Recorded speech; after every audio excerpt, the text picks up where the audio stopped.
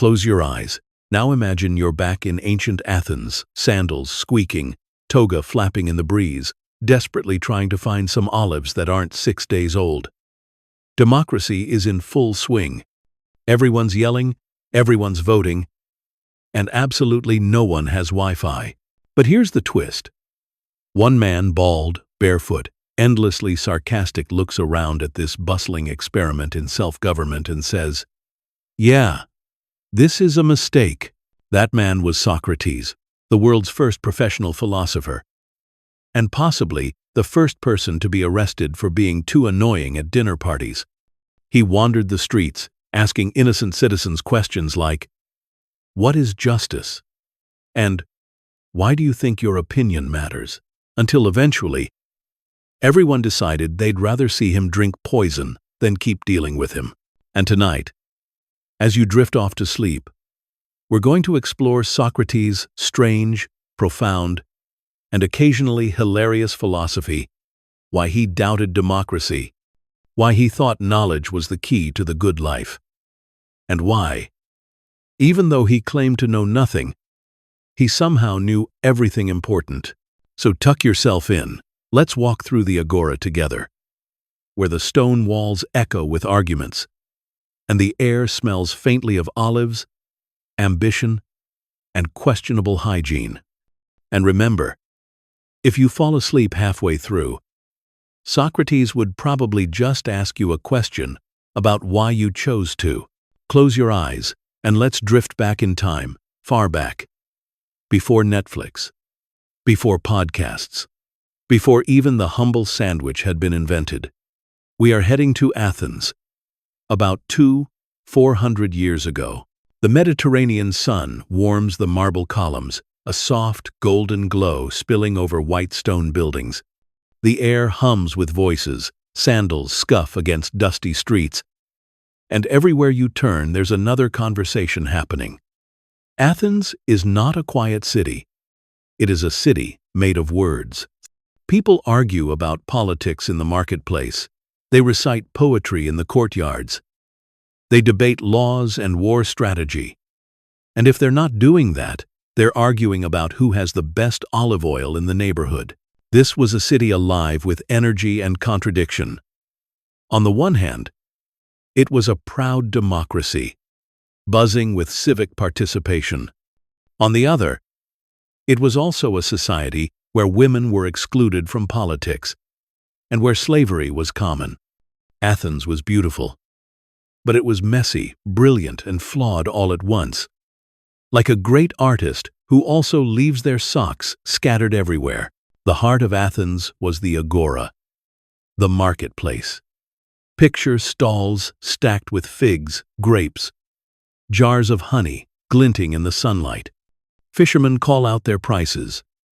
Potters display freshly baked clay vessels, and the occasional goat wanders through as if it owns the place. But the agora wasn't just for buying things. It was where Athenians came to talk. Every street corner was a stage, and every citizen, at least every male citizen, felt entitled to give their opinion about anything and everything. This was the birthplace of democracy, after all. Voting and debate were as natural as breathing. It was like one giant, eternal town hall meeting, except with more wine and fewer PowerPoint slides. Life in Athens carried its rhythms. The mornings were often for business. Farmers brought in produce. Artisans worked their trades. Afternoons were filled with socializing, gossip, and the sweet rituals of leisure. Athenians took their leisure very seriously. They bathed, they reclined at banquets, they played music and sports. They worshipped their gods at elaborate festivals, and they told stories about heroes and myths that connected them to the mysterious world of the divine. But above all, they argued, to walk through Athens was to be surrounded by voices. Loud, animated voices. The city echoed with questions about what justice means, what courage is, or whether it was better to be rich and foolish, or poor and wise. Everyone had an opinion. Everyone wanted to be heard. In fact, If you were to stand in the agora for more than 5 minutes, someone would probably come up and demand to know whether you believed virtue could be taught, or whether you thought Achilles was a role model or just an angry guy with good hair. Imagine living in a constant philosophy podcast, except there was no pause button, and sometimes people gestured with bread loaves while they argued. And the Athenians didn't just talk politics or poetry. They lived it. Democracy meant citizens gathered to vote on issues directly: war, peace, taxation, public works. Every vote, every decision was argued in public. And you can bet that everyone thought they were the wisest person in the room. That's what made the city so alive. And also so exhausting. Picture it like this. You wake up one morning in Athens. The sun is already pouring through your window. The smell of baking bread drifts from the bakery down the street. You put on your sandals unless, of course, you're Socrates, who famously preferred to go barefoot, and you head out. You pass neighbors who are already gossiping about the latest assembly decision. A group of young men might be rehearsing speeches to impress voters. Children chase each other, laughing in the dusty streets. Merchants haggle over the price of wine, while priests prepare sacrifices at the temples. And above it all, there is this restless energy, this constant buzz of voices. Athens, for all its glory, was not exactly peaceful. This was a city at war, as often as it was at peace. During Socrates' lifetime, the Peloponnesian War dragged on for decades, pitting Athens against its rival Sparta. Citizens debated endlessly about strategy, about generals, about whether the gods favored one side or the other. Some days, optimism filled the air. The belief that Athens was destined to lead the Greek world with its brilliance. Other days, the mood was grim, weighed down by military losses, political corruption, and bitter disputes. But through it all, Athens believed in itself as a city of thought, a city where ideas mattered. The Parthenon stood as a symbol of its devotion to beauty and excellence, while the agora reminded everyone that knowledge wasn't just something you stored away in a book. It was alive. It was spoken. It was tested in debate. Ideas weren't fragile things to be protected. They were wrestled with, challenged, sharpened, like swords. And perhaps, as you drift toward sleep, you can imagine the hum of Athens surrounding you, the smell of roasting meat from a nearby stall, the flash of bronze armor as soldiers pass, the laughter of children, the bickering of philosophers under the olive trees. It's noisy, yes, but it's also strangely comforting, like falling asleep to the hum of a busy cafe, knowing that life is happening all around you, full of passion and curiosity. Athens was a city where truth was pursued in conversation, where politics was theater, where even in its chaos, there was beauty. And into this noisy, bustling, contradictory city walked a man who would forever change the way humans think about thinking itself. Now, in this lively city filled with chatter, we meet a strange figure. If you were wandering through the agora, you'd probably notice him, though not because of his looks. Socrates was not handsome. In fact, by all accounts, he looked rather odd. He was short, broad-shouldered, with a snub nose and eyes that bulged just a little too much. People often joked that he resembled a satyr, those mischievous half-goat creatures from mythology. This was not the glamorous philosopher in flowing robes you might imagine. He was a man who looked like he'd misplaced his comb about 20 years ago. Socrates walked barefoot, almost always. The Athenian streets were rough. The stones were hot in the summer, cold in the winter, and yet he seemed unfazed. His feet were like old leather sandals themselves. He wore the same simple cloak, day after day, winter or summer, patched and threadbare. No jewelry, no fancy tunics, no evidence of wealth. If you passed him in the street, you might think he was a beggar. But then, he would open his mouth, and suddenly, you'd realize you were in the presence of one of the most extraordinary minds in history. He wasn't interested in money or possessions. Socrates famously claimed that a life devoted to wealth or beauty was empty compared to a life devoted to truth. His riches were in conversation. His treasure was the pursuit of wisdom. And so he lived simply, with very little, wandering the streets of Athens, like a man on a mission. But what a peculiar mission it was. He didn't teach in a classroom. He didn't write books. In fact, everything we know about Socrates comes from others. His student Plato, the historian Xenophon, and even some comedic plays that made fun of him. Socrates himself wrote nothing. He lived philosophy directly, in speech, in argument, in daily life. Philosophy wasn't something he did from 9 to 5. It was the way he existed, and he had this strange, irresistible charm. Yes, he could be infuriating. He would corner you in the marketplace and start asking you questions you couldn't answer, questions that made your head spin. But he also drew people in. Young men followed him around like groupies, fascinated by the way he dismantled arguments and revealed hidden truths. Aristocrats, soldiers, poets, they all wanted to hear him, even when they left feeling slightly humiliated by how little they actually knew. There was humor in him, too. Socrates wasn't stern and grave like some later philosophers. He had a twinkle in his eye, a sly smile, as he asked his endless questions. He made jokes, teased his friends, poked fun at pompous politicians. And he could drink a lot. It's said that Socrates could outdrink almost anyone in Athens and remain clear-headed, calmly carrying on conversations while others were slipping under the table. Imagine being both the wisest man in the room and the last man standing at the wine party. His peculiar charm lay in his contradictions. He was poor, yet he spoke to kings. He looked ridiculous, yet he captivated the most brilliant minds of his time. He claimed to know nothing, yet people left his presence feeling they had learned more in an afternoon with him than in years of formal study. He was stubborn, yet strangely gentle.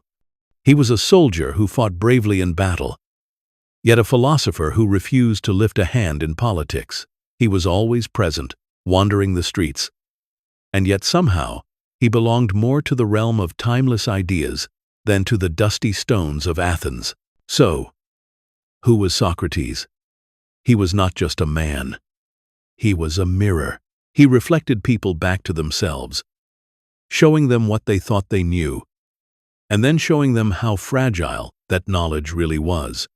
And he did it with nothing more than his questions, his bare feet, and that shabby cloak fluttering in the Athenian breeze. As you drift deeper into sleep, imagine him passing by humble, barefoot, shabby, smiling, ready to ask you a question that might change your life.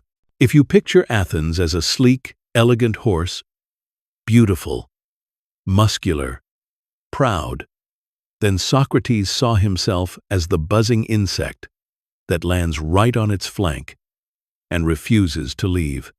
He even called himself this, the gadfly. And if you've ever had a horsefly bother you in summer, you know exactly how irritating that can be. Socrates wasn't stinging people physically, of course. He was stinging their pride, their assumptions, and their confidence that they knew what they were talking about. He believed that was his sacred duty, assigned to him by the gods themselves, not to flatter the powerful, not to keep the peace, but to pester Athens awake whenever it started to get sleepy in its own self-importance.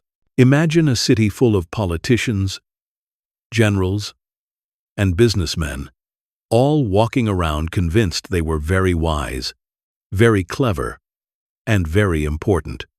Socrates would appear, barefoot and scruffy, and say something like, "Ah, I see you're considered a wise man. Could you please explain what wisdom is?" And suddenly, the man who thought he was the smartest person in the room would be sweating, stumbling over his words, realizing he didn't actually know what wisdom meant at all. That was Socrates' talent, to reveal the gap between what people thought they knew and what they actually knew. And nothing bruises an ego more quickly than realizing your most confident opinions are standing on shaky ground. The powerful did not appreciate this. Generals didn't like being questioned about justice while preparing for war. Politicians didn't enjoy having their speeches picked apart by tricky questions. Wealthy aristocrats found it humiliating when Socrates proved that their expensive tutors had taught them nothing of real value. Socrates was like that one friend who always plays devil's advocate at dinner. Except he never stopped. And he didn't care if you invited him or not. He thought Athens needed him to keep poking and prodding. The way a doctor presses on a sore spot to see if it's really there. He saw the city falling into a dangerous slumber, lulled by wealth, military power, and political pride. In his eyes, citizens were becoming complacent. They assumed they were wise because they had libraries of poetry, temples to the gods, theaters filled with dramatic plays. They assumed they were just because they had laws and courts. But Socrates looked closer and saw that most people didn't understand what justice was, or what courage was, or even what a good life really meant. And so he buzzed at them relentlessly, reminding them that without self-examination, a city might be strong and wealthy, but still deeply sick. He once compared himself to a midwife, helping other people give birth to truth. It's an oddly tender image, considering how annoying he could be. But he meant it sincerely. He wasn't interested in stuffing people full of his own answers. He wanted to draw out their own thinking, to make them wrestle with the inconsistencies inside themselves. He saw his mission as helping the soul of Athens give birth to wisdom. But if you've ever seen a birth, or even a philosophical one, you know it's not always comfortable. In fact, it's often painful. That was part of the problem. Powerful Athenians were used to being admired, applauded, obeyed. Then along came this shabby man, barefoot, claiming ignorance, yet leaving them tongue-tied and exposed. They laughed at him, mocked him, and eventually, they grew tired of him. A gadfly might be tolerable for a few minutes, but day after day, year after year, the itch becomes unbearable. And yet, Socrates never stopped. He said the unexamined life is not worth living, and he lived by that. His mission was not to soothe Athens, but to irritate it awake. He would rather be hated for asking questions than loved for remaining silent. In this, he was stubborn, unshakable, and, in the end, doomed. Because a society can only tolerate so much buzzing before it swats the gadfly away. As you rest here tonight, picture him in the marketplace, leaning against a pillar, asking another impossible question. His listeners roll their eyes, mutter under their breath, try to escape, but he follows them, smiling, patient, buzzing at their heels.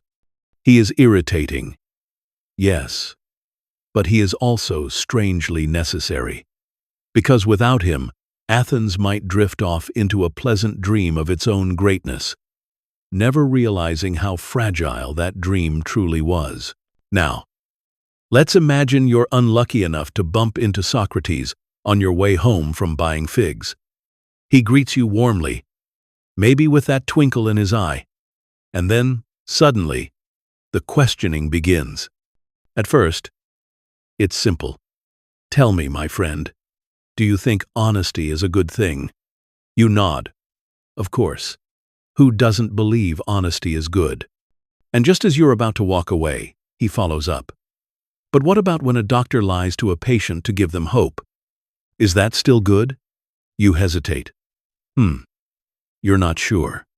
Before you know it, you're tangled in a web of questions. Every answer leading to another question. Every certainty slipping through your fingers. By the time you escape, you don't know if honesty exists at all, or whether you even like figs anymore. This was the Socratic method, and it was both brilliant and exhausting. Socrates believed that knowledge didn't come from someone lecturing at you, but from dialogue, from conversation. He would ask a series of questions designed to test assumptions, expose contradictions, and force people to think more deeply. He didn't tell you what to believe. He made you wrestle with your own beliefs until they either collapsed or grew stronger. The brilliance of this method is that it doesn't rely on authority. Socrates never said, "Trust me because I'm smart." He said, "Let's find out together whether what you think makes sense." It was a shared journey, even if you felt like he was dragging you along by the sandal straps. The method works by peeling away layers, like an onion. First, you state what you believe. Then, Socrates asks you to define it. Then he shows you how your definition contradicts another belief you also hold.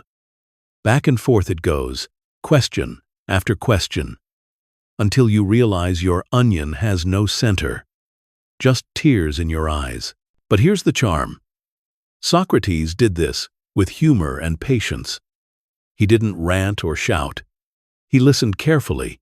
He nodded. He encouraged. He pretended ignorance, calling himself a seeker of wisdom, not a teacher. And maybe he was sincere in that. He believed truth was bigger than any single person. All he could do was help others clear away false beliefs so that truth might shine through. It was a bit like gardening, but instead of pulling weeds from soil, he pulled weeds from the mind. Now, if you've ever been on the receiving end of this method, you know it could feel like being trapped. People joked about it. Aristophanes, the comic playwright, once portrayed Socrates as a ridiculous figure floating in the clouds, asking absurd questions about whether mosquitoes buzz through their noses or their mouths. Athenians laughed. But underneath the laughter, there was discomfort. Because when Socrates questioned you, he revealed how flimsy your knowledge really was. And no one likes to feel flimsy, especially when they're trying to look important in public. Still, the Socratic method has endured for millennia. Teachers use it today in classrooms and law schools. Therapists use similar questioning to help clients untangle thoughts. It's everywhere because it works. It forces us to confront the fact that certainty is often an illusion, and that wisdom begins not with knowing, but with realizing how much we don't know. Picture it now. A warm Athenian afternoon, the marketplace buzzing, and Socrates leaning toward you with that curious smile. He asks, "What is justice?" You answer quickly. He nods, then asks another question, and another. Your confidence slips away, but oddly, you feel lighter, like someone has brushed dust off a mirror inside your mind. His questions unsettle you, but they also clear space for something new. That was the essence of the Socratic method. Not to give answers, but to awaken questions. Not to lecture, but to guide. Not to fill the mind with facts, but to open it with wonder. And as you drift into sleep, perhaps Socrates himself is whispering in your ear, not answers, but gentle questions that carry you deeper into thought, and then deeper still, into dreams. There's a famous line, one that has echoed down through history, so simple that it almost sounds like a joke. I know that I know nothing. Those 6 words are like the mic drop of ancient philosophy, and yet, if you let them sink in, They are a thunderclap. Because Socrates wasn't just being cute. He wasn't just being humble. He was, as usual, being annoying in the most profound way possible. The story goes like this. A friend of Socrates went to the oracle at Delphi, that mysterious priestess who supposedly channeled Apollo himself, and asked, "Is there anyone wiser than Socrates?" And the oracle replied, "No one is wiser." When Socrates heard this, he laughed, or maybe winced and thought, "This must be some kind of divine prank, because I know I'm not wise at all." He set out to prove the oracle wrong. He went to politicians, poets, craftsmen, generals, people considered experts in their fields. And what did he find? That while these people believed themselves wise, their knowledge was shaky, full of holes, puffed up with confidence but thin on actual understanding. They knew things. Yes, how to build a ship, how to recite epic poetry, but when it came to the deeper questions, the questions about truth, justice, virtue, the good life, they were floundering. Socrates realized that, compared to these people, he did in fact possess one kind of wisdom, the wisdom of knowing that he didn't know. It was like realizing that you don't have the map, but at least you're not pretending you do. His humility gave him a clarity that others lacked. They were lost, but thought they were found. Socrates was lost, but admitted it. And strangely, that made him wiser. Now, let's pause here and notice how irritating this must have been. Imagine telling someone, "You think you know what justice is, but actually, you don't. And I'm wiser than you, because at least I admit my ignorance." That's not exactly the best way to make friends at dinner parties. But this was the Socratic style. Relentless honesty, even when it stung. But his claim of knowing nothing wasn't pure nihilism. He wasn't saying that knowledge is impossible or that all efforts are useless. Rather, he was pointing toward a new kind of knowledge, one that begins with humility. Think of it as the intellectual equivalent of cleaning your glasses before you try to read. If you start by admitting the smudges are there, you can actually see more clearly. This insight still matters today. We live in an age of certainty. People have opinions about everything, from politics to pineapple on pizza, and they cling to those opinions with unshakable conviction. But Socrates reminds us that certainty can be a trap, that admitting ignorance is not weakness, but strength. In fact, real wisdom may begin the moment you say, "I don't know," because only then are you open to learning. Think of how refreshing that island. In a world where everyone is shouting their certainty, Socrates stands there calmly, barefoot, shrugging, saying, "Actually, I'm not sure." And from that not sureness comes a kind of freedom. It's the freedom to ask questions without pretending you already have the answers.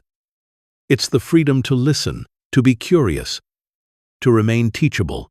This is why the phrase still matters. Because it's not about Socrates admitting personal ignorance. It's about all of us cultivating a kind of humility that makes growth possible. In classrooms, in relationships, in politics, in our own private inner lives, it is often the loudest, most certain voice that gets attention. But Socrates whispers across the centuries. Maybe true wisdom is quieter. Maybe it begins with silence, with an honest confession of not knowing. And so, as you rest tonight, you can let that confession wash over you. It's okay not to know. It's okay to be uncertain. In fact, maybe that's the first step toward wisdom. Like Socrates, you don't need to rush to answers. You can let the questions themselves cradle you into sleep. After all, if the wisest man in Athens could admit his ignorance, maybe the rest of us can unclench a little, set down our frantic need to know everything, and simply rest in the mystery. Now, this might sting a little. We moderns like to congratulate ourselves on democracy. We say it's messy, but it's the best system we've got.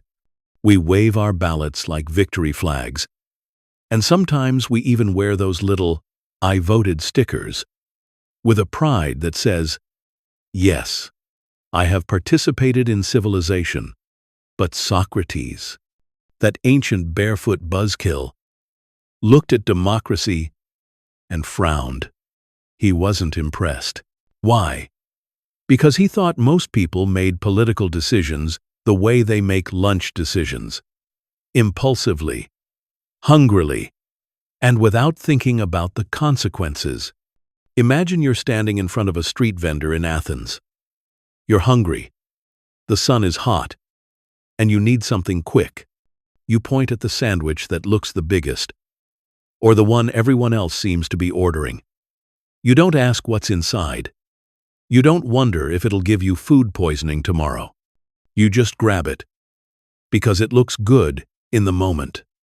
That, Socrates thought, is how most people vote. Democracy in Athens wasn't representative, like ours. It was direct.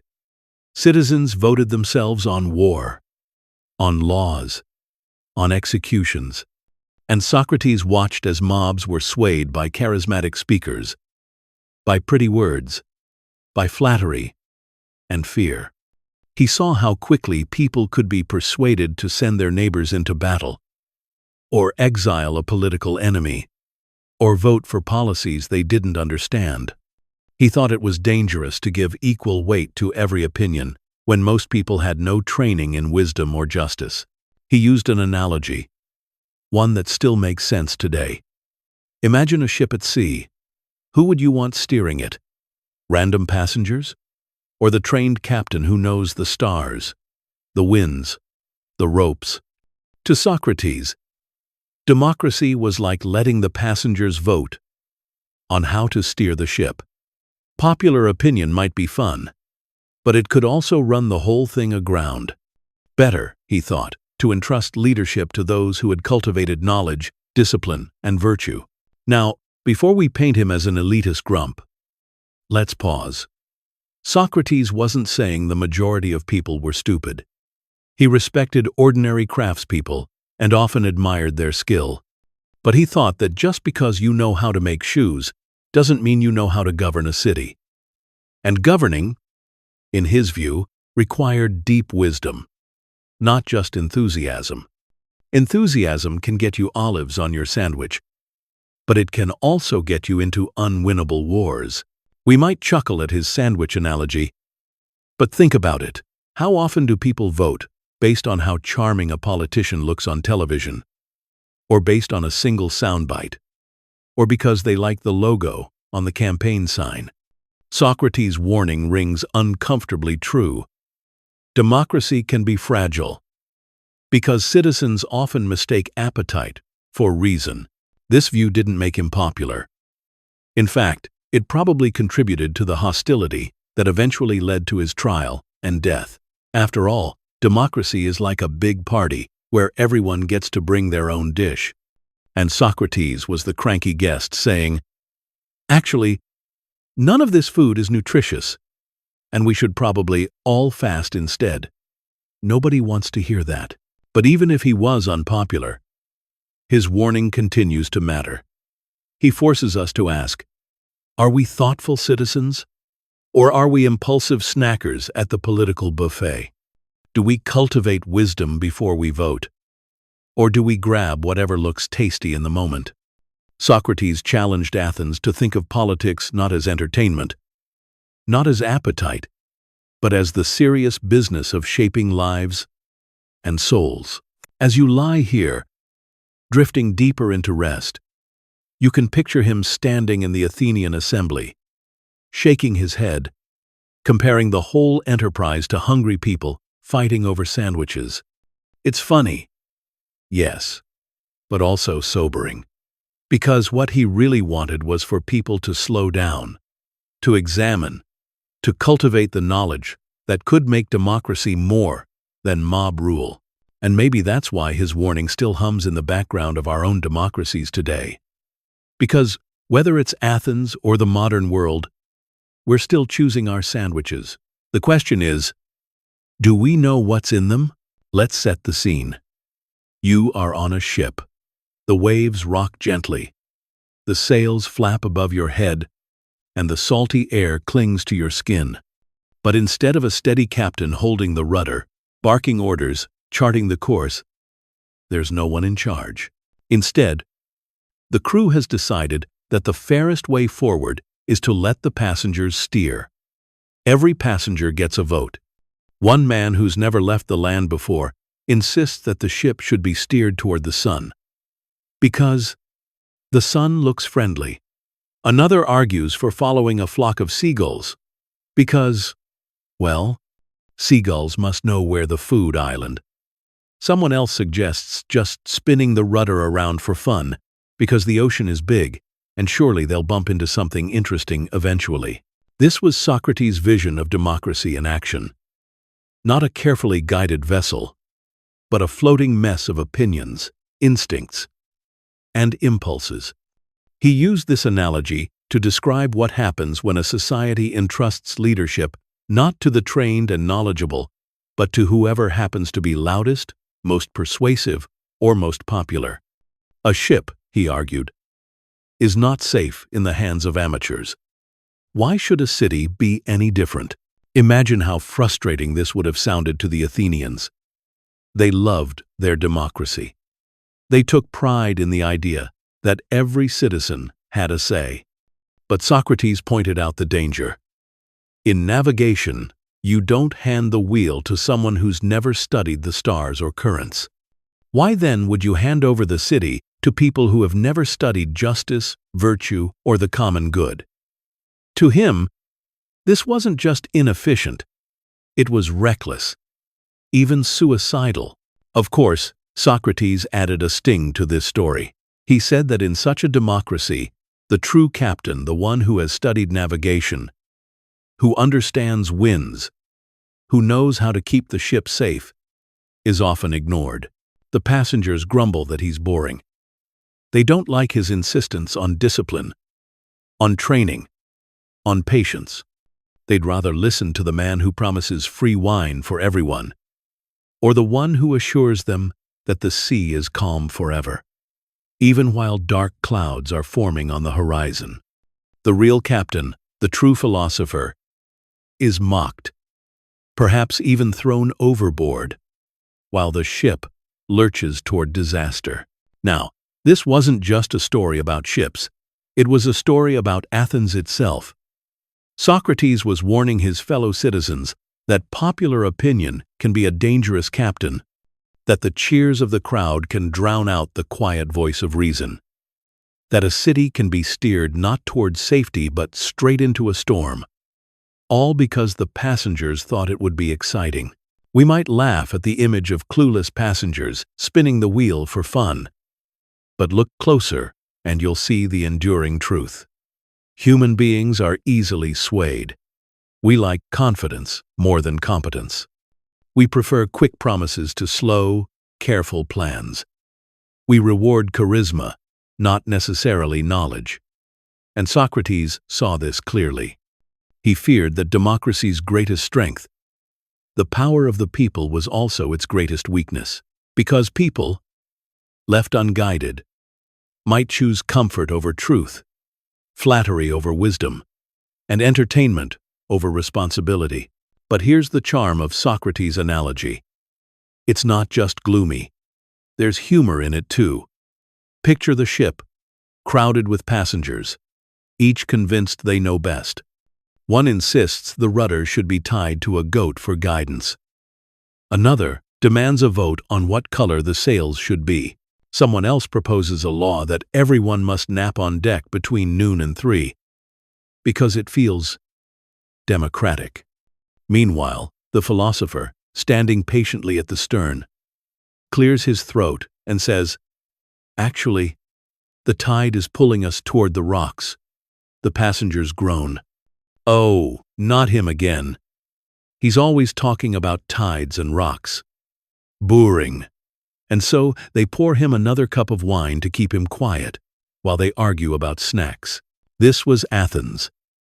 In Socrates' eyes, a great and beautiful ship, full of talent and energy, but dangerously close to wrecking itself because the passengers mistook shouting for steering. And as history showed, Athens did in fact steer itself into storms. The Peloponnesian War drained it. Internal strife weakened it. And eventually, the proud democracy crumbled. Socrates' warning, irritating though it was, proved eerily prescient. As you drift into rest, imagine that ship again. The sea is calm for now. The sails billow. The passengers chatter. But somewhere out there, the storm clouds gather. The question Socrates leaves us is the same he left his city. Who do you want steering? The crowd, each tugging in different directions, or the quiet, steady captain who has studied the stars? In the bustling streets of Athens, among the olive stalls and pottery vendors, you could find another group besides philosophers. They were the sophists, professional teachers who promised to turn young men into powerful speakers, dazzling debaters, and masters of persuasion. For a fee, of course. The sophists were like the personal trainers of rhetoric. "Sign up for my course," they'd say, "and in 6 weeks you'll be defeating opponents in arguments, impressing juries, and persuading the assembly. Money-back guarantee except, of course, no refunds." To many Athenians, the sophists were a godsend. They provided the tools of success in a democracy where public speaking was everything. If you could sway the crowd, you could win lawsuits, gain political office, secure influence. In a world without social media, rhetoric was the ultimate superpower. Who wouldn't want to hire someone to teach them how to win? But Socrates looked at the sophists and shook his head. To him, they were like chefs, serving candy for dinner. Tasty, exciting, but ultimately empty. They taught people how to win arguments, not how to find truth. Their concern wasn't justice, but victory. If a sophist could make the weaker argument appear stronger, they considered that a triumph. If they could make you doubt reality itself, that was just another day at the office. To Socrates, this was dangerous, even corrupt, because it meant that words were being used not as tools of discovery, but as weapons of manipulation. He often challenged the sophists directly. He'd corner one of their students and ask them to define justice, or virtue, or courage. The student would confidently repeat some polished phrase they'd been taught. Socrates would then dismantle it piece by piece, exposing its contradictions. Soon the student, who had paid good money to sound clever, would be standing there, red-faced, realizing that their expensive training was little more than a trick of words. The sophists hated this. Not only because Socrates embarrassed their students, but because he exposed their trade as shallow. They taught skill without substance. Socrates, on the other hand, refused to take payment.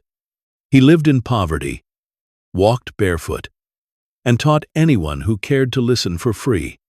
He didn't promise power. He didn't promise victory. He promised only the discomfort of realizing your ignorance, which, frankly, is a much harder thing to market. Imagine his sales pitch. "Come, follow me, and I'll show you that you know nothing." It's free of charge. Side effects may include humiliation and existential dread. Not exactly a business model to rival the sophists, but that was the point. For Socrates, philosophy wasn't about profit. It was about truth. He believed that to use language purely to win was to betray the soul. Truth mattered more than applause. Honesty mattered more than cleverness. That's why he never wrote books or lectures for fame. He trusted that truth was best pursued in conversation, raw and alive, not packaged in a fee-based curriculum. It's easy to imagine Socrates and the sophists crossing paths in the agora. The sophist sets up a stall, promising the secret to success, dazzling the crowd with polished speeches. Then Socrates shuffles in, cloak frayed, smile wry, and begins asking questions. The crowd shifts uneasily. They realize the sophist's grand words collapse under scrutiny. The sophist grows frustrated. The audience laughs nervously. Socrates shrugs, apologizes for knowing nothing, and wanders off, leaving the sophist fuming.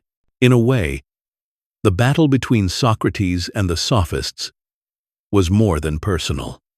It was a struggle for the soul of Athens. Would the city prize truth or persuasion, substance or appearance, wisdom or flattery? The sophists embodied the seductive power of rhetoric, while Socrates embodied the stubborn pursuit of truth. The irony, of course, is that Socrates' relentless pursuit of truth ultimately got him killed, while the sophists went right on making money. But his example endured, because he showed us the danger of confusing cleverness with wisdom. Winning isn't the same as being right, and rhetoric without truth is just noise, however elegant it may sound. So, as you drift off, picture the agora once more. The sophists with their polished words, the crowds dazzled, the coins changing hands, and then Socrates, barefoot, smiling, asking one more question that makes the whole facade crumble. His victory is not in applause, but in the quiet crack that opens in someone's certainty, the small space where truth might slip in. Close your eyes and imagine Athens, not as the sunlit playground of philosophers, but as a city on edge. The Peloponnesian War had left it battered and humiliated. The democracy, once proud, was fragile and suspicious. The citizens wanted stability, wanted confidence, wanted someone to blame for the uncertainty that crept into their lives. And standing right there, sticking out like a barefoot sore thumb, was Socrates, always questioning, always stirring things up, always reminding everyone that maybe, just maybe, they didn't know as much as they pretended to. It was only a matter of time before the city, already irritated, decided it had had enough of its gadfly. The charges, at first glance, seemed almost comical.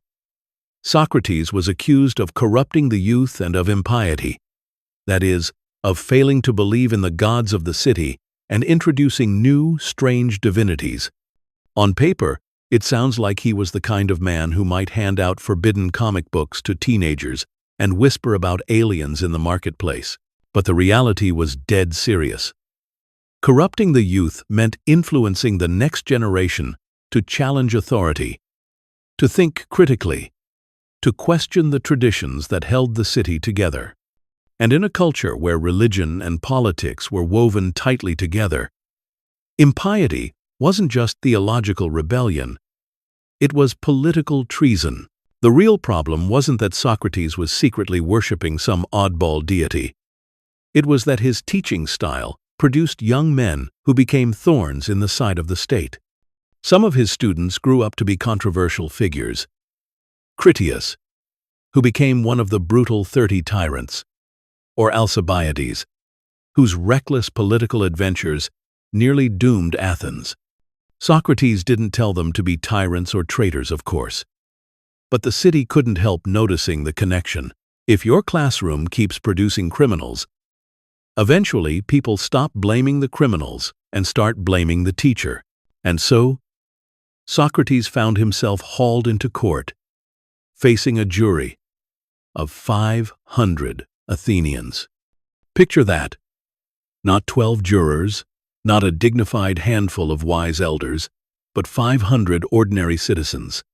Each one more opinionated than the last, each clutching a pebble to cast as a vote. The court was more like a rowdy town hall meeting than the solemn halls of justice we imagine today. It was noisy, bustling, filled with the scent of sweat and dust, with citizens eager to see what this infamous troublemaker would say in his defense. Now, here's where Socrates could have saved himself. He could have humbled himself, begged for forgiveness, shed a few dramatic tears, blamed his enemies, or shifted the responsibility to his students. Athenians loved a good performance.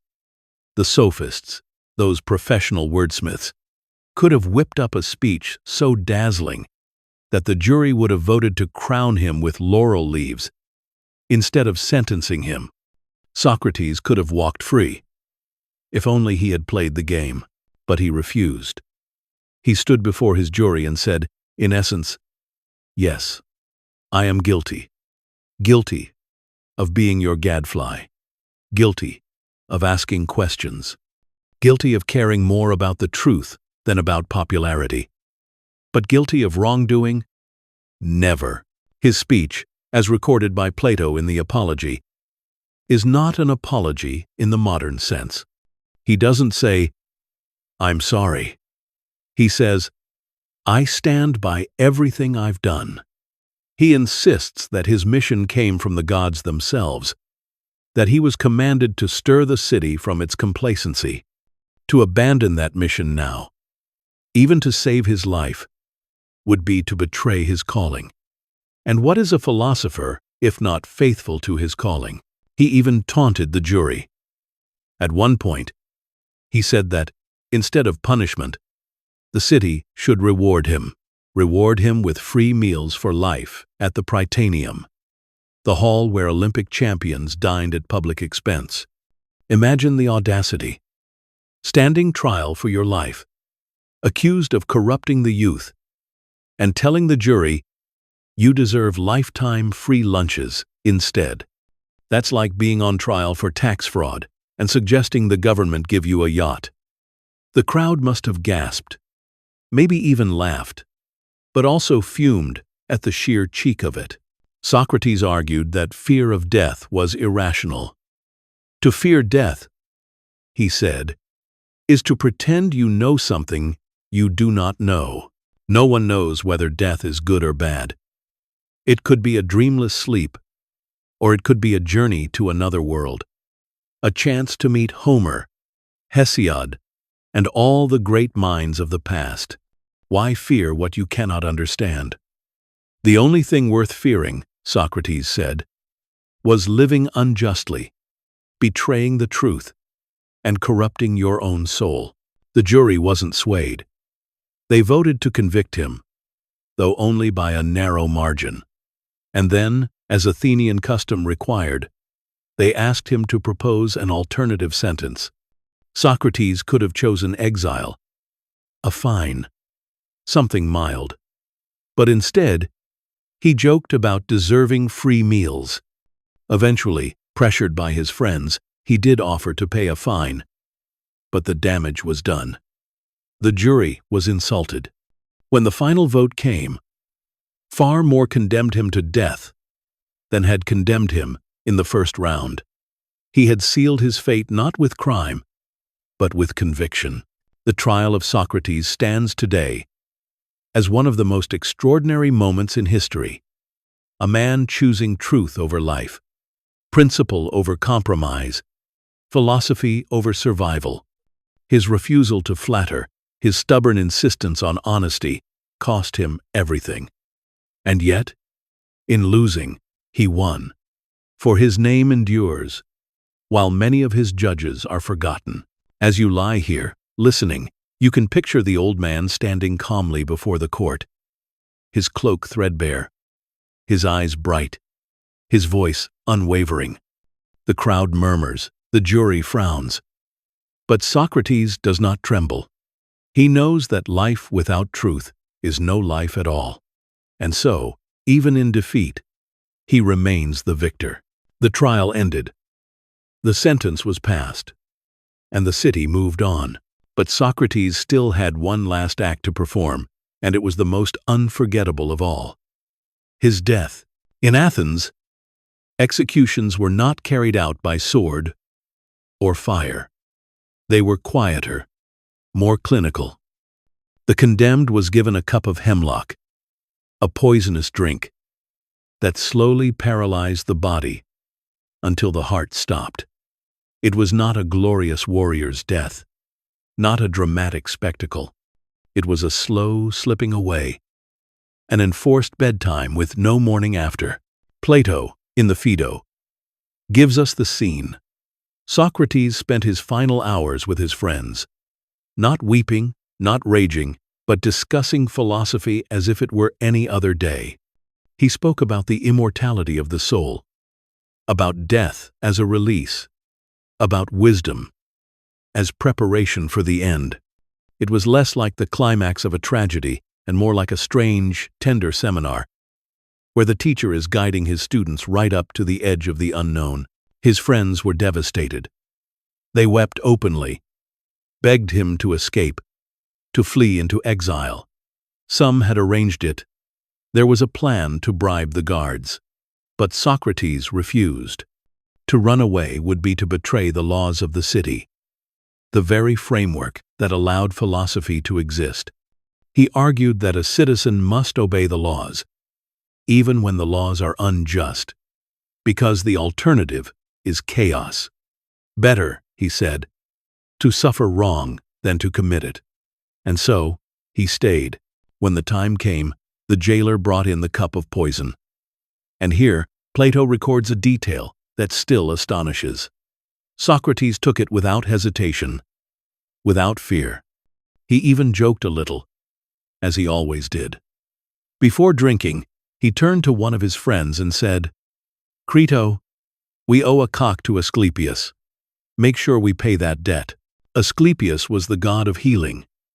Socrates, in his last words, compared death to a cure, a final healing of the soul from the sickness of the body.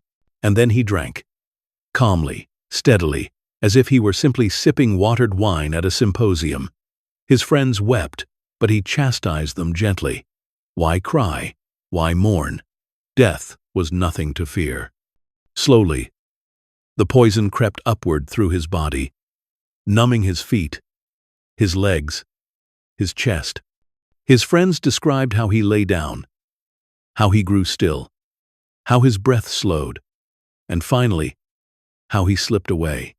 No thrashing, no panic, just quiet.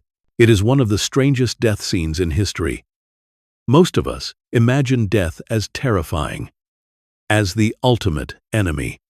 Socrates met it like a companion, almost like an old friend he'd been preparing to meet his entire life.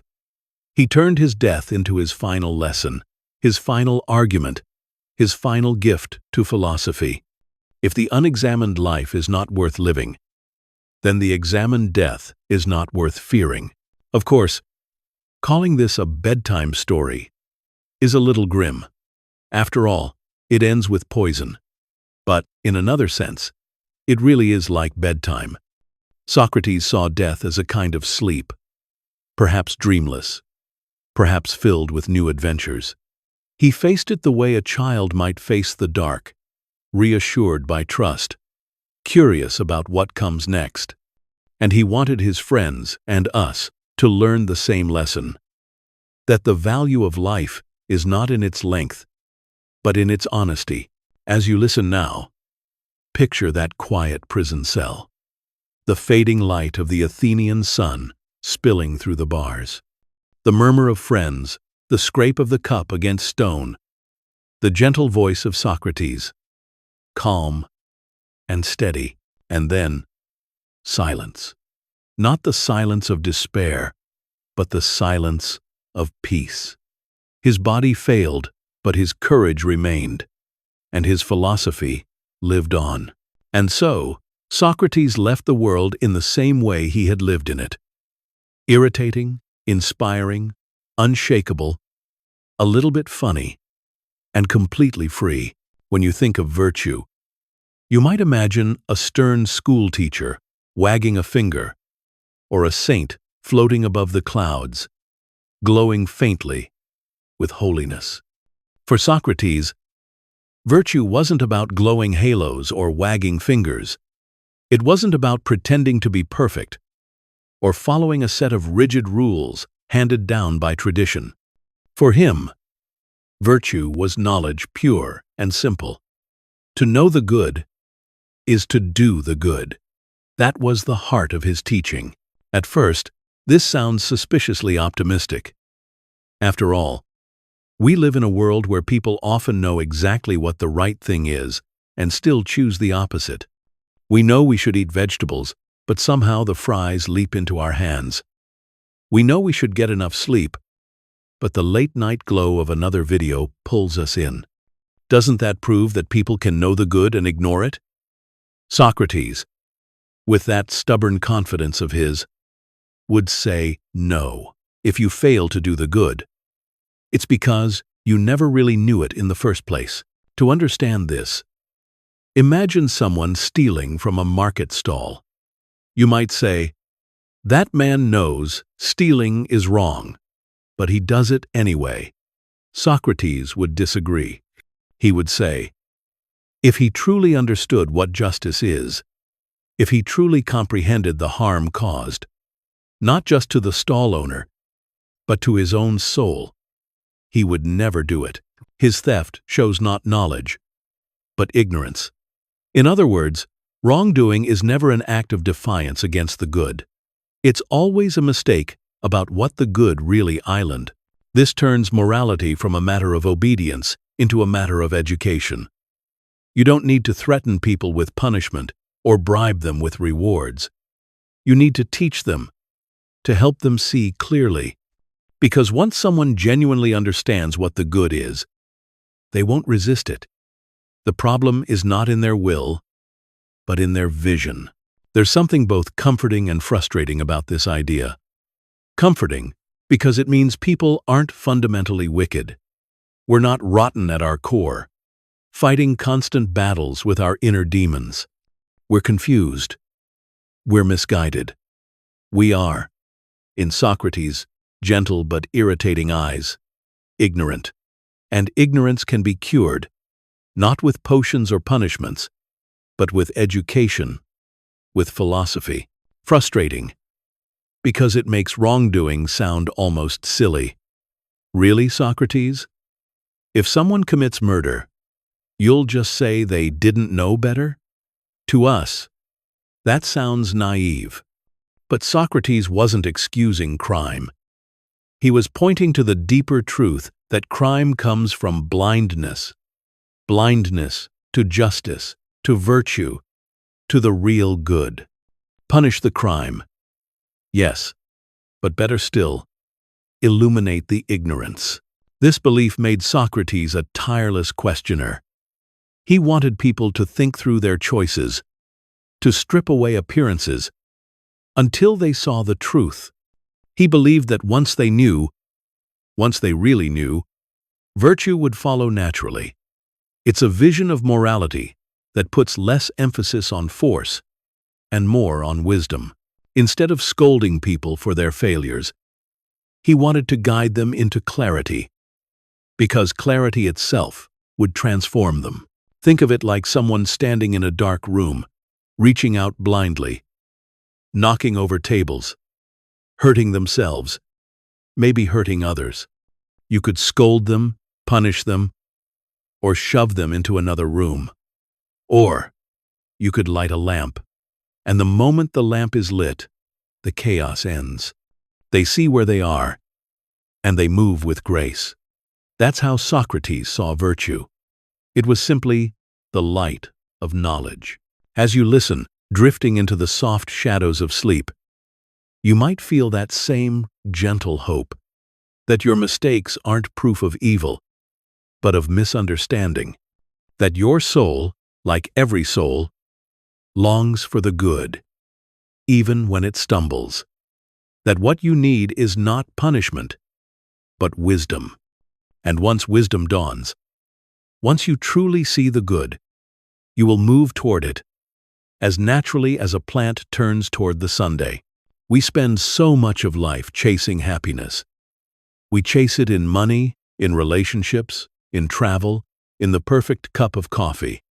We chase it in careers, in status, in fleeting pleasures. And sometimes we catch it briefly only to watch it slip away, like water cupped in our hands. Socrates, with his shabby cloak and bare feet, had a very different vision of happiness. For him, the good life wasn't about possessions or pleasures. It wasn't even about safety or comfort. It was about philosophy, the examined life. That, he said, was the only life worth living. At first glance, this doesn't sound particularly cheerful. Most people don't associate endless questioning with happiness. Philosophy, after all, can be unsettling. It makes you doubt. It stirs you. It leaves you with more questions than answers. But Socrates believed that true happiness, true flourishing, isn't found in comfort. It's found in truth. Why? Because everything else is fragile. Wealth can vanish, health can fade, friends can betray you, power can corrupt you, fame can be forgotten. If your happiness depends on these, then it will always be precarious, always trembling on the edge of loss. But the soul, Socrates argued, is different. The soul is where wisdom, virtue, and truth live. And if you tend to the soul, if you examine your life, if you nourish your inner being with philosophy, then your happiness rests on something solid, something no external event can take away. This is why he told the jury at his trial that the unexamined life is not worth living. It wasn't arrogance. It was conviction. A life spent chasing pleasures, victories, or possessions might glitter on the surface. But without examination, without philosophy, it's hollow inside, like a beautifully wrapped gift box that rattles empty when you shake it. Philosophy fills the box. Philosophy gives weight, depth, meaning. Of course, this kind of happiness isn't always fun. It doesn't always feel good. Imagine being at a party, everyone laughing, eating, dancing, and then Socrates shows up and asks, "Yes, but what is joy? And how do you know it's real?" Suddenly, the party feels a little heavier. And yet, for him, that heaviness was the doorway to real joy. The joy of knowing yourself, of seeing clearly, of living in harmony with truth. It's the difference between eating candy all day and eating nourishing food. The candy is sweet, yes, but it leaves you sick and restless. The food, though less exciting, sustains you, strengthens you, grounds you. Philosophy, Socrates thought, was that food for the soul. The sweetness of pleasures fades. The nourishment of wisdom endures. And there's a quiet humor in this. Socrates was never wealthy, never powerful, never fashionable. He had none of the things his fellow Athenians chased. And yet, he walked around with a kind of unshakable contentment. He didn't need riches to be happy. He didn't need fame. He needed only his questions, his conversations, his search for truth. In his simplicity, he was freer than kings. His happiness couldn't be stolen because it was rooted not in what he had, but in who he was. As you drift now into rest, think of that kind of happiness. The happiness that isn't fragile, isn't fleeting, isn't dependent on chance. The happiness of living truly, of tending your soul, of examining your life with gentle honesty. Philosophy might not give you glitter or glamour, but it gives you something deeper. It gives you the good life, steady and serene, even in the face of loss. Socrates would say, "Don't chase happiness outside yourself. Turn inward, ask questions, seek wisdom, because in the end, the examined life, however difficult, is the only life that can give you lasting joy.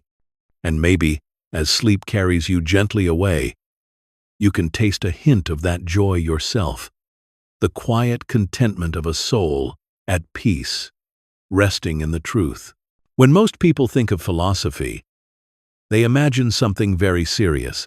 Grim men with furrowed brows, stroking long beards, staring into the distance as if waiting for inspiration to descend from the heavens. Philosophy has a reputation for being heavy, solemn, sometimes even gloomy. But if you read the dialogues of Plato closely, you discover something surprising about Socrates. He was funny. Not comedian on a stage with a microphone funny, but witty, playful, endlessly mischievous in the way he twisted words and poked fun at people's egos. Think of him less like a somber priest of wisdom and more like that friend who always has a sarcastic comment, who can't resist a clever comeback, who teases you mercilessly while somehow making you laugh at yourself. Socrates used humor like a surgeon's scalpel. It cut deep, but it often made people laugh, even when they were the ones being dissected. One of his favorite tricks was feigned ignorance. He would flatter his opponent by pretending to be the student, asking wide-eyed questions as though he knew nothing. "Oh, you're an expert in justice? Wonderful. Please, teach me, because I'm so ignorant." His victim would beam, puff up with pride, and launch into their grand definition. Socrates would nod, listen, ask a few more innocent-sounding questions, and before long, the expert would be hopelessly tangled in contradictions. It was like watching someone tie their own shoelaces together while Socrates stood nearby, politely asking if they were comfortable. The more tangled they became, the more Socrates maintained his deadpan innocence, until the poor fellow collapsed in embarrassment. But it wasn't cruel laughter. It was more like gentle roasting. Plato's dialogues capture this tone often, where the group sitting around would laugh at the ridiculous turns of argument. You can almost hear the chuckles of the Athenian youth, delighting in watching pompous men undone by their own words. Socrates was the original class clown, except instead of making fart noises, he made your entire worldview collapse. One particularly funny example comes from Plato's dialogue, Euthyphro. Socrates encounters Euthyphro, a man on his way to prosecute his own father for murder. Already, this is an awkward situation. Socrates, in his trademark style, begins asking Euthyphro about the nature of piety. What is holiness? Surely Euthyphro, about to prosecute his father, must know. Euthyphro eagerly explains, only to find that every answer he gives is riddled with contradictions. Socrates, poker-faced, keeps pressing. Oh, so holiness is whatever pleases the gods. But don't the gods often disagree? So it can't be that, can it? Poor Euthyphro squirms, sweats, fumbles. And all the while, Socrates keeps smiling, polite, unshaken, amused. The humor lies not only in Euthyphro's discomfort, but in Socrates' masterful, sly way of exposing nonsense without ever raising his voice. Even at drinking parties, Socrates was a source of comic relief. In the Dialogue Symposium, where a group of men sit around debating the nature of love, Socrates doesn't strut in with a grand theory. Instead, he recounts what he learned from a mysterious woman named Diotima, presenting it in such a plain, almost self-deprecating way that the audience can't help but chuckle at the irony. The great minds are competing with speeches dripping with poetry. And Socrates shrugs and says, "Oh, I don't have much, but here's what I heard once." His humor disarmed people, stripping away pretension. Aristophanes, the comic playwright, saw this clearly. He parodied Socrates in his play The Clouds, portraying him as a ridiculous figure floating in a basket, babbling about whether fleas have souls. The Athenians roared with laughter. Socrates himself apparently watched this play and didn't seem offended. He could laugh at himself. He knew his reputation as an eccentric chatterbox, and he leaned into it. What makes Socrates' humor so enduring is that it wasn't cruelty for cruelty's sake.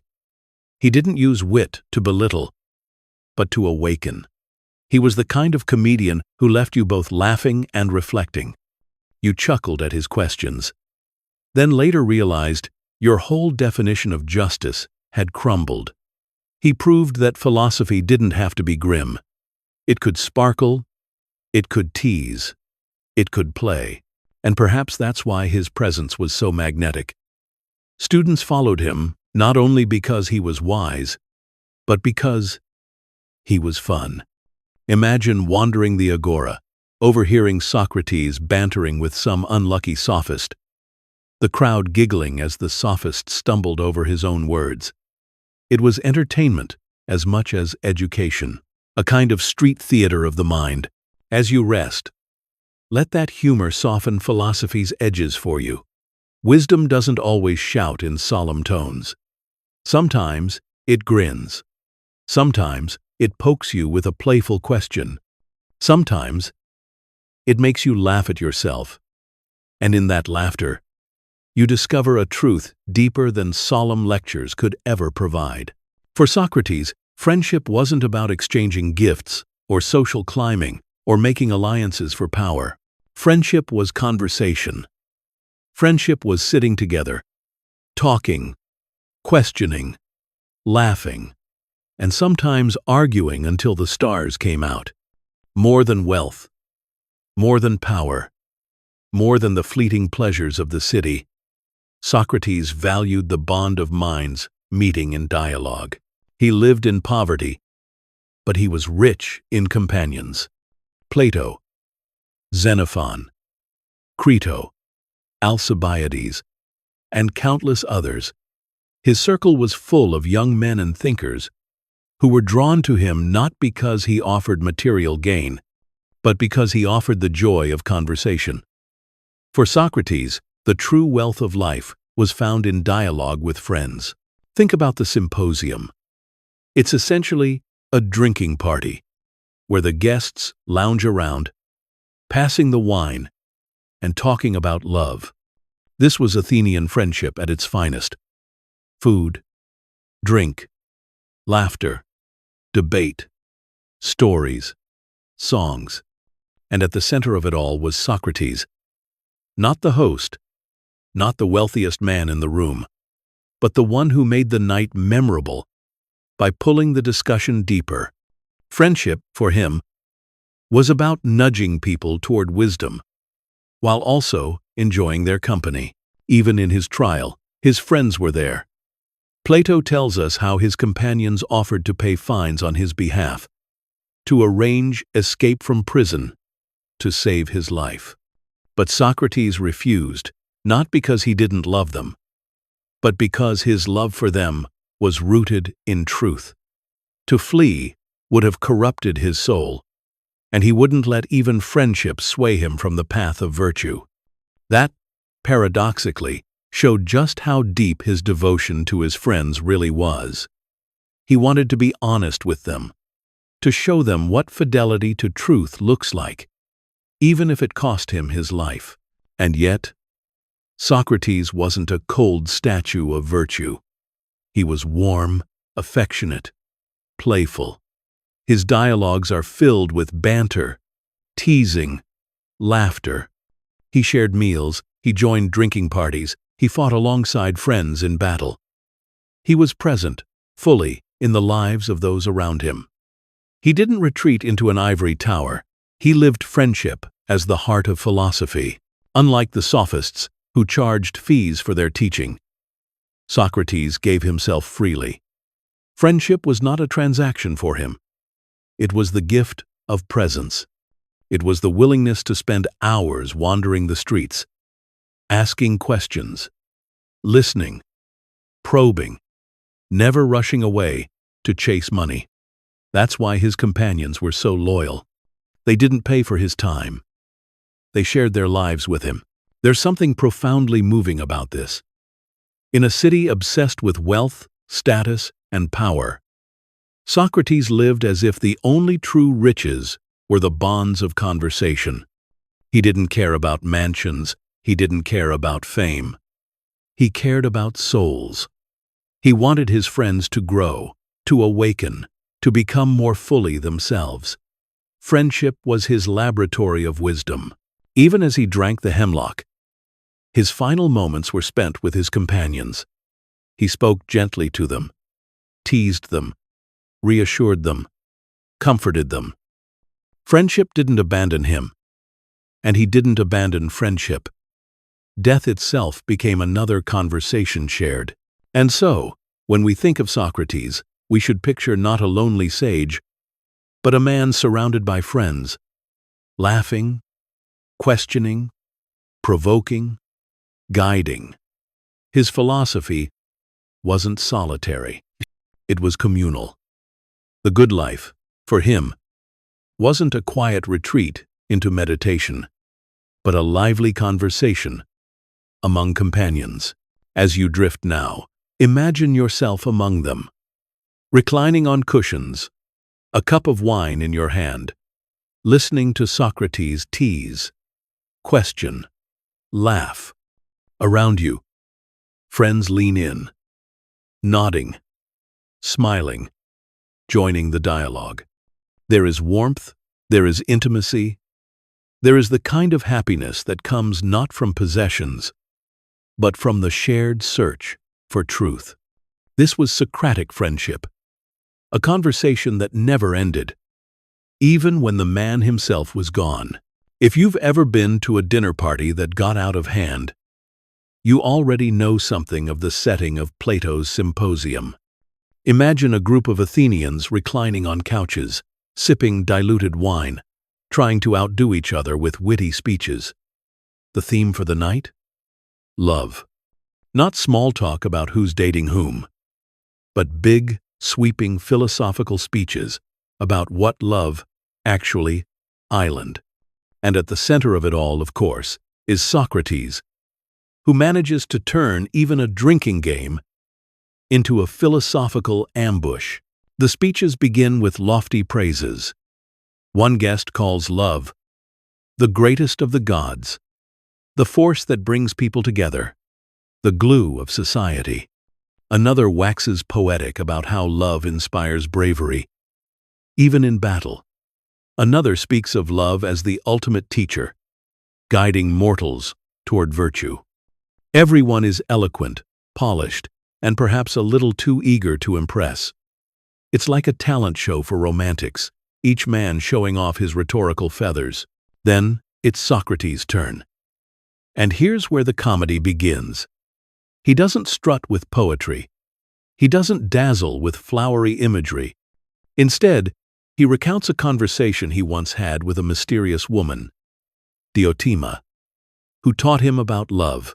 It's awkward in its plainness. While others have sung about winged gods and noble sacrifices, Socrates shrugs and says, "Well, here's what I learned from a lady who knew more than I do. According to Diotima, love isn't about the person you're infatuated with. At least, not in the way people normally think. Love is a ladder," she says. At the bottom rung, you're attracted to a beautiful body. You're smitten, you swoon, you write bad poetry. But if you climb a little higher, you realize that beauty isn't just in one body, it's everywhere. You begin to love beauty in all people. Higher still, you see that beauty exists not just in faces, but in minds, in ideas, in laws, in practices. And at the very top of the ladder, you encounter beauty itself, pure, eternal, unchanging. Love, then, is not about clinging to one person forever, but about using your affection for them as a stepping stone toward understanding the essence of beauty. It's an inspiring vision. But let's be honest, it also sounds like really awkward dating advice. Imagine Socrates counseling a lovesick young man. "Ah, so you're in love with her smile? That's fine. But have you considered transcending her entirely and contemplating the metaphysical form of beauty itself? Not exactly the sort of advice that will get you a second date. Still, beneath the awkwardness is something profound. Socrates and Diotima remind us that love pulls us upward, that it's more than infatuation, more than desire. It's a longing for something eternal, something beyond us. Love begins with attraction, but leads toward wisdom, toward truth. It's as if every crush, every heartbreak, every longing is secretly a training exercise for the soul, teaching us to seek not just pleasure, but the eternal good. The beauty of this idea is that it rescues love from the messiness of daily life. We all know how confusing love can be. Jealousy, heartbreak, awkward first dates, mixed signals. Socrates lifts it up, reframes it, tells us that even in its awkwardness, love is pointing us towards something divine. Even the worst date, the clumsiest crush, is part of the soul's journey up the ladder of beauty. But let's not forget the comedy of it all. The thought of Socrates, disheveled, barefoot, droning on about metaphysical beauty, while his friends sip wine and try not to fall asleep, it's oddly charming. He wasn't a smooth talker in the style of the sophists. He didn't flirt with elegance. He told truths that sounded clumsy, truths that interrupted the flow of the party, but truths that stuck. His speech may not have been the most flattering or poetic, but it was the one that endured.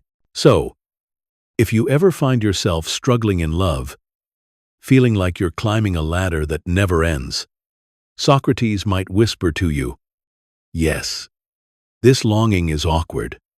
Yes, it's confusing, but don't despair. It's carrying you higher than you know. Ah, sigh.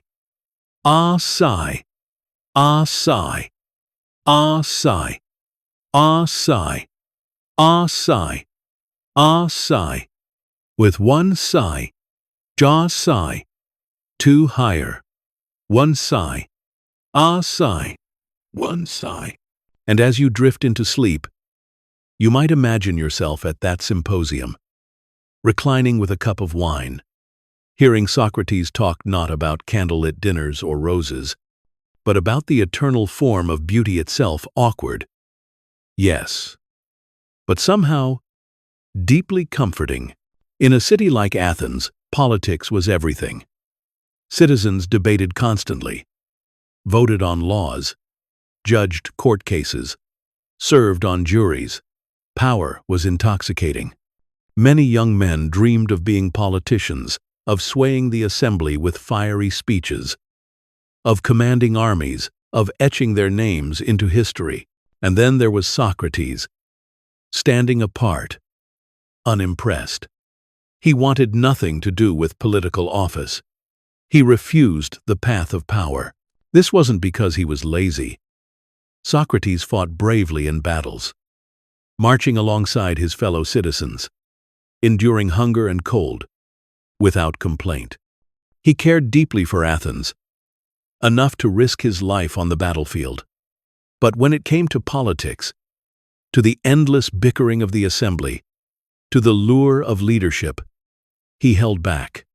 He knew that entangling himself in politics would corrupt him, or worse, silence him.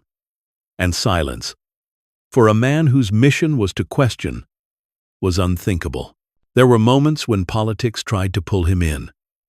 Once, during a period of political turmoil, he was ordered by the ruling council to arrest a man and bring him in for execution. Socrates refused. He risked his life by disobeying, but he would not participate in what he saw as injustice. On another occasion, he served briefly on a council that was pressured to make an illegal decision. Socrates stood alone, refusing to go along. He nearly paid for his stubbornness with his life. But somehow, fate spared him. Why this refusal? Socrates believed that politics was theater, and the audience wanted to be entertained, not enlightened. The assembly rewarded those who flattered the crowd, who promised easy victories, who appealed to passions rather than truth. A philosopher, devoted to asking hard questions and exposing ignorance, would be eaten alive in such an arena. To remain free, Socrates had to remain apart. And yet, he wasn't indifferent. He spoke often about justice, about virtue, about the responsibilities of citizens. He just believed that true service to the city didn't come from holding office. It came from awakening souls, from urging people to examine their lives. A politician might pass laws, but Socrates wanted to shape consciences. And consciences, he thought, were more enduring than decrees. Ironically, his refusal to dive into politics probably saved his life more than once. Athens was a volatile place. Political factions rose and fell. Leaders were exiled, executed, overthrown. By staying on the margins, Socrates avoided being swept away in those tides. He lived longer than many ambitious men because he refused to chase their ambitions. But of course, it couldn't protect him forever. Eventually, the same city that tolerated his questions decided it could no longer endure them. And politics caught him anyway, dragging him into the courtroom. Still, his stance remains powerful. In a world where everyone clamors for attention, where politics still rewards soundbites over substance, Socrates' refusal is a reminder. Sometimes the most radical act is not to seek power, but to seek truth. Sometimes the most courageous service is not in the assembly hall, but in the marketplace, in conversations, in the quiet work of waking people up. As you rest tonight, picture Athens' noisy political stage. The shouting, the gestures, the endless votes. And then, on the edge of it all, Socrates, silent, smiling, refusing to play the game. He knows that politics may govern the city, but philosophy governs the soul. And for him, that was always the higher calling. There's a strange truth about Socrates. He's been dead for over 2,000 years, and yet he still manages to annoy people. Imagine that as a life goal. Most of us struggle to leave behind anything lasting a few photographs, maybe a recipe passed down, or an embarrassing story about the time we slipped on ice. Socrates left behind irritation, the kind of irritation that keeps echoing through history. Why does he still bother us? Because he didn't give answers. He gave questions. And questions have a way of lingering long after the speaker is gone. Answers are neat, tidy, easy to file away. Questions are like loose threads. You try to tuck them back into the fabric of your mind, but they dangle, they unravel, they get caught on everything. Socrates specialized in those kinds of questions. Take justice, for instance. What is justice? He asked it, and people tried to answer. They said it was giving people what they're owed. Socrates asked, owed by whom? And according to what? They said it was helping your friends and harming your enemies. Socrates asked, how can harming anyone ever be just? Each time they answered, he poked a hole. And when you read those dialogues today, you feel the same thing. You want justice to be simple, solid, graspable. But Socrates stands there, wagging his finger, reminding you that it's slippery, complicated, perhaps beyond definition. You close the book, unsettled. Or take virtue. We want virtue to be a checklist. Don't lie, don't steal, be nice to puppies. But Socrates asks, what is virtue itself? Is it one thing or many? Can it be taught? Or is it innate? We're still asking those questions today. In classrooms, in courtrooms, in therapy sessions. His voice lingers like an echo. needling us with doubt. And then, of course, the ultimate question, how should we live? That was his favorite. How do you live a good life? He wouldn't let you dodge it with clichés. He'd follow you around, peeling back your excuses until you had to confront yourself. And that's why he still bothers us. Because deep down, we all want to live well, but we also want to avoid the discomfort of thinking too hard about it. Socrates, like an alarm clock you can't switch off, keeps ringing in the back of your head. Examine your life, or it's not worth living. There's a kind of humor in this. Imagine you're lying in bed, trying to relax, and Socrates appears at the foot of the mattress, barefoot, scruffy, staring at you. Tell me, my friend, why do you seek sleep? What is sleep? And how do you know it is good? You groan, roll over, pull the blanket over your head. But you can't silence the question. Even in your dreams, the man is still there, tugging at your thoughts. That's the power of Socratic questioning. It doesn't end when the conversation ends. It slips into your mind, like water into cracks, reshaping the stone over time.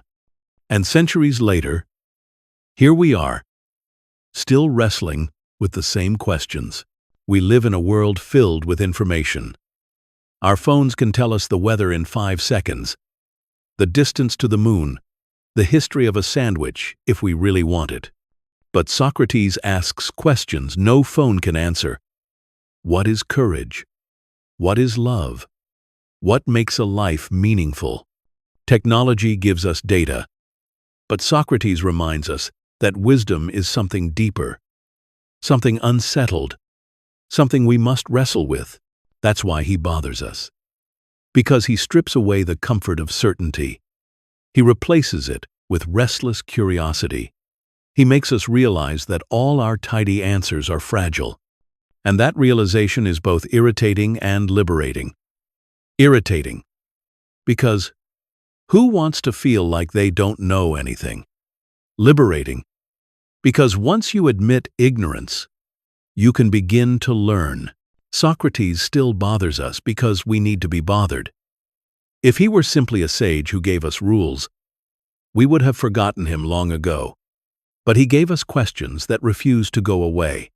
Questions that slip into your mind when you least expect them, when you're walking home, when you're brushing your teeth, when you're lying awake at night. Questions that won't let you settle for easy answers. And so, as you listen now, perhaps on the edge of sleep, you can feel his presence not scolding, not judging, but gently needling, asking, are you living the life you mean to live? What do you truly value? What does happiness mean to you? The questions won't let you rest completely, but maybe, in their persistence, they bring you closer to the truth. Socrates left no writings. Not a single parchment, not even a doodle in the margins of someone else's scroll. He walked the streets, asked his questions, lived his life, and left nothing behind but memory. Normally, this would have meant oblivion. How many great talkers of the ancient world disappeared without a trace because no one wrote them down? But Socrates had one thing that ensured he would never vanish. Students. Students who adored him, who were fascinated by him, who found in his questions the seeds of their own philosophies. And chief among them was Plato. Plato turned Socrates from an annoying street philosopher into a literary character. He wrote dialogues, putting Socrates at the center, capturing his wit, his questions, his stubbornness. Through Plato, Socrates became immortal. It's like taking the class clown from your high school and turning him into the star of a blockbuster movie series. Socrates, the barefoot gadfly, became Socrates, the eternal voice of philosophy. But Plato didn't stop at reporting Socrates' questions. He built on them. Where Socrates left things dangling, Plato tied them together at least. a little. He developed theories of justice, of the ideal state, of the forms, eternal realities beyond the shifting shadows of our world. Plato gave structure to Socratic questioning, turning restless inquiry into a grand philosophical system. Socrates annoyed people with questions. Plato used those questions to construct blueprints for truth. Then came Aristotle, Plato's own student. If Plato was the dreamer, Aristotle was the builder. He took the Socratic tradition of questioning and grounded it in observation, logic, and science. Where Plato reached for the heavens, Aristotle looked at the earth. He studied plants, animals, politics, ethics, all with that same Socratic spirit of asking, "What is this? How does it work? What does it mean?"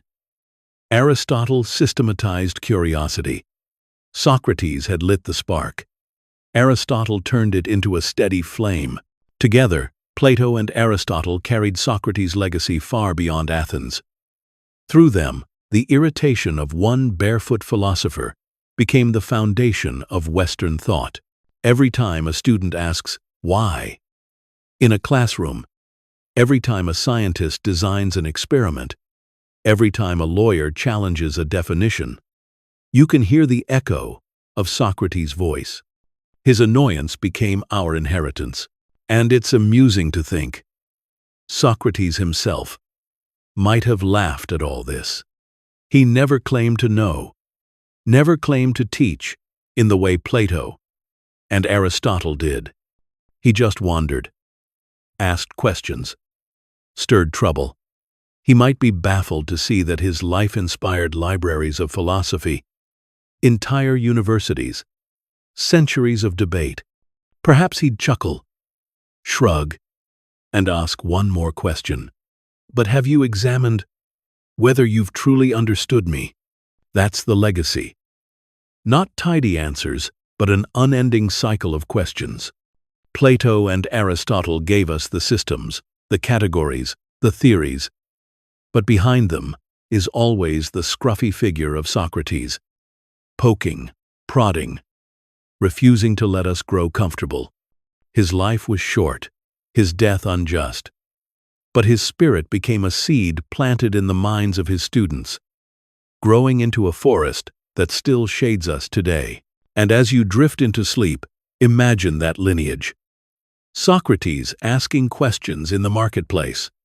Plato writing by lamplight, shaping those questions into dialogues. Aristotle pacing his school, collecting data, organizing thought, and all of it, the whole grand edifice of philosophy, rooted in the irritation of one man who knew that he knew nothing. It's a curious exercise to imagine Socrates dropped into our modern world, barefoot, in a shabby cloak, wandering through our noisy streets. He would be utterly baffled, and yet, strangely at home. Athens was loud, chaotic, argumentative, and so are we.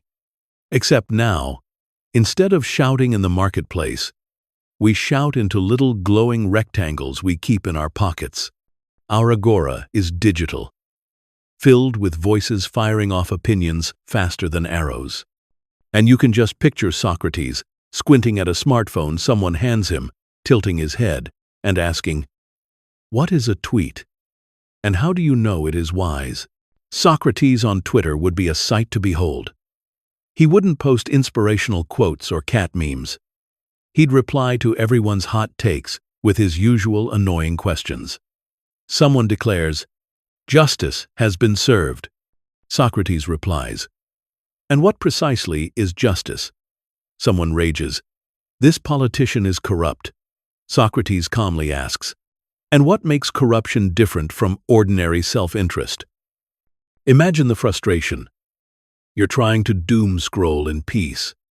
And here comes this ancient man, turning your timeline into a philosophy seminar. Within a day, he'd be blocked by half the platform and followed obsessively by the other half. Hashtag, know that you know nothing. And then there's fast food. Picture Socrates standing in line at a drive-thru. He leans into the microphone, squints, and says, "Tell me, what is a hamburger? Is it the bun that makes it so? Or the patty? If I remove the cheese, is it still a hamburger?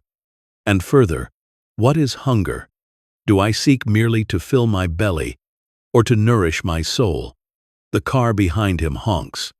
The teenager on the speaker sighs. Meanwhile, Socrates is happily using his lunch order to dismantle humanity's assumptions about desire. But beneath the humor, he would take fast food seriously, not in the sense of critiquing fries, but in the sense of asking, why do we crave what we crave? Are we chasing pleasure without reflection? Are we consuming blindly, forgetting to ask whether our choices are truly good for us? To him, a greasy meal wasn't just a snack. It was a mirror of our lives. Do we live thoughtfully?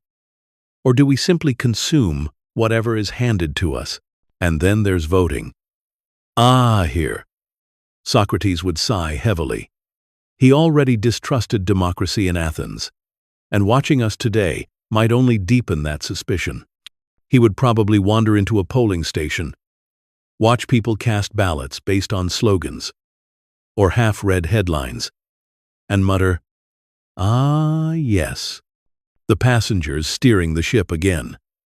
He would insist that voting is not a casual choice, not a sandwich selection, but the most serious act of citizenship. And he'd urge us to ask, do we understand the good before we choose? Do we vote for truth, or for the flattery that pleases us? If anything, Socrates might say we've gained incredible tools: education, access to knowledge, technologies of connection, but we still fall into the same traps. We still confuse popularity with wisdom, confidence with truth, appetite with virtue. He would bother us with the same relentless questions. Are you examining your life, or just living it on autopilot? Are you thinking, or are you scrolling? Are you nourishing your soul, or just stuffing your face? It's easy to laugh at this imagined Socrates in our world, pestering people online, interrogating baristas about the essence of a latte. But maybe that's exactly why he still matters, because we need that irritation. Even more now than ever. We're drowning in noise, in quick takes, in distractions. And Socrates would tell us to stop, breathe, ask the deeper question. He'd tell us that wisdom doesn't come from endless streams of data, but from examining what truly matters. And if you close your eyes now, drifting deeper into rest, you can almost hear him, asking questions, chuckling at our contradictions, poking holes in our certainties. Even in the age of Twitter and fast food, Socrates would still be the gadfly, buzzing around, refusing to let us get too comfortable in our ignorance. The night grows quiet.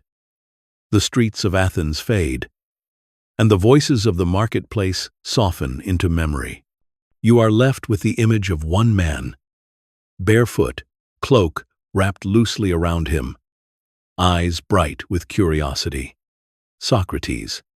He has walked with us through questions of justice, virtue, love, friendship, politics, laughter, death.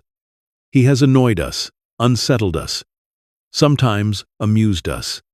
And yet, he has given us something rare, the reminder that wisdom begins not with answers, but with wonder. As you lie here, his presence is gentle now. He is not pressing you with questions, not needling you into contradictions. Instead, he sits quietly beside you, like an old friend watching over you. He whispers not in words, but in silence. It is enough, tonight, simply to rest. The examined life does not demand constant effort. Sometimes, examination means pausing, breathing, letting the day dissolve into stillness. Imagine Socrates leading you down the streets of Athens. the stars above you shimmering like questions scattered across the sky. He points upward, as if to say, wisdom is vast, endless, more than any one person can grasp. And yet, you are part of it, simply by being here, simply by wondering.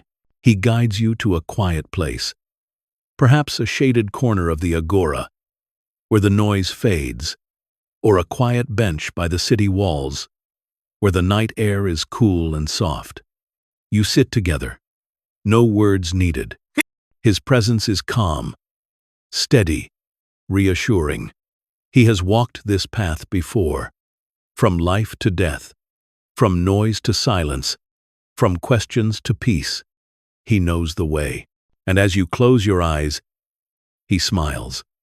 Not the smile of a man with all the answers, but the smile of someone who knows that not knowing is part of the gift. You do not need to solve every question tonight. You do not need to chase definitions or debate virtue. Tonight, the examined life is simply this: resting, breathing, allowing yourself to be. The gadfly sleeps now. The questions wait until morning. For now, there is only stillness and the quiet hum of existence. And as sleep takes you, Socrates is still there, walking with you, reminding you gently that wisdom is not far away. It is within you, in your curiosity, in your longing, in your willingness to ask, even in dreams. So rest, friend. Rest in the company of the philosopher who never claimed to know and yet gave us everything by admitting it. Rest in the mystery, in the peace of not knowing, in the comfort that tomorrow's questions can wait. Tonight, the good life is simply sleep. And now, it's time to let your eyes close fully and drift away. Sleep well, dream deeply, and let the questions rest until morning. If you've somehow made it this far without dozing off, then congratulations, you're tougher than Socrates' jurors. In that case, why not keep the journey going? Click on one of the 2 videos glowing gently on your screen to continue exploring. And don't forget to subscribe, so you'll never miss another night of philosophy, stories, and a little gentle humor to guide you to sleep. Good night, friend.